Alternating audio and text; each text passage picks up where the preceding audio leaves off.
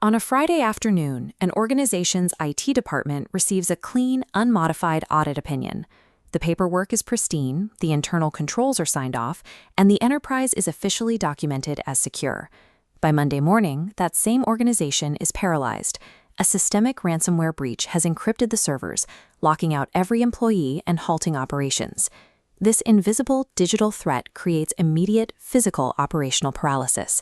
Gas pumps run dry, supply chains freeze, and critical infrastructure stops moving. The technical failure quickly becomes a leadership crisis. Regulatory disclosures are triggered, stakeholder trust is lost, and the demand for executive accountability leads straight to a congressional hearing.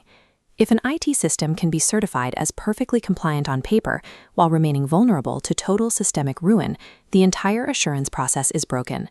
This failure starts with financial materiality. It is a backward-looking lens that only allows auditors to focus on risks that have an immediate, quantifiable impact on the current balance sheet. Because of this filter, auditors often ignore isolated IT anomalies. A single compromised administrator credential is rarely seen as a threat to the financial statements, so it is dismissed as immaterial noise. That dismissed noise sits dormant. It bypasses every financial filter until it reaches a critical mass that shatters the grid and paralyzes the organization. Auditors remain preoccupied with checking technical firewall configurations. They are looking for narrow system flaws, while missing the broader absence of executive governance.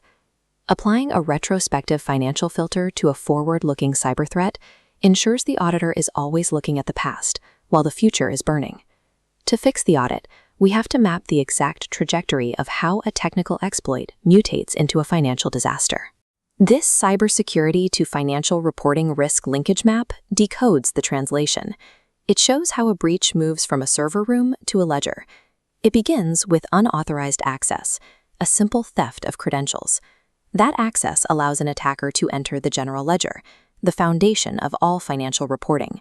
Inside the ledger, the attacker can override the segregation of duties. The digital checks and balances meant to prevent fraud are simply turned off. These bypassed controls lead to a misstatement of balances. The financial position of the entire company is now a fabrication. The ultimate nightmare occurs when a cyber event compromises the system logs.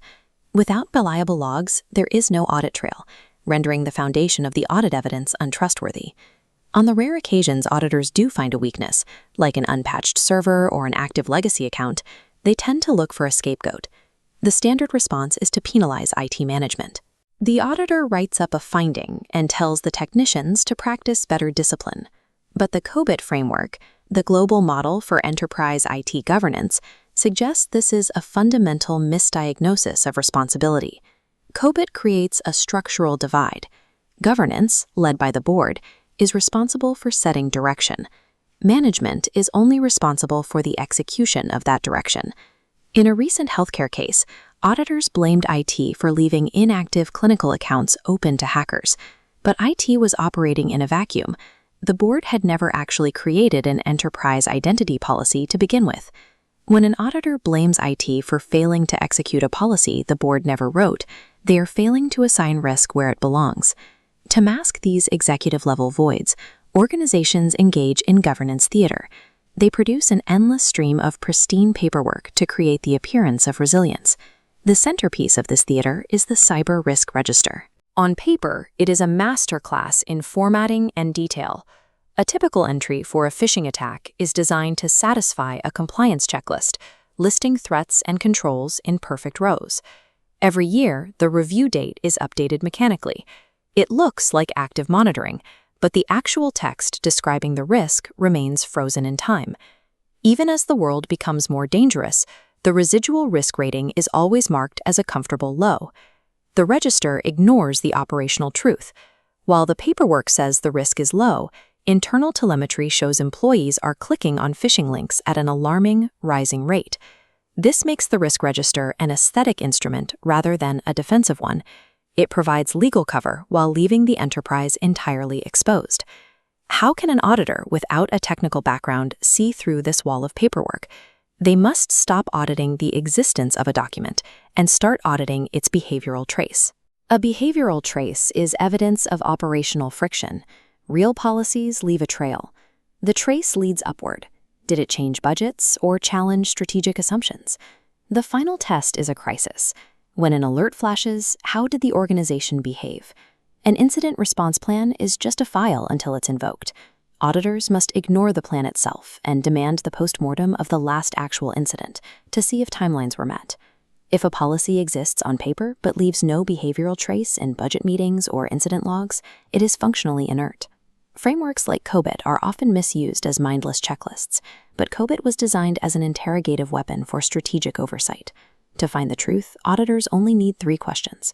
Is there a policy? Who enforces it? And when was it last adapted? This is best applied through COBIT Objective EDM03, Ensure Risk Optimization.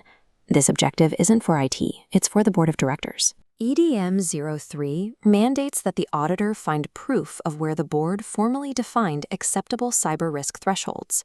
These 3 elements, asset, threat, and risk, define an organization's exposure, but they are only secure when bound by active executive oversight. Without that boundary, the system is always in danger. Real cyber assurance demands the auditing of accountability. Architecture is irrelevant if the oversight that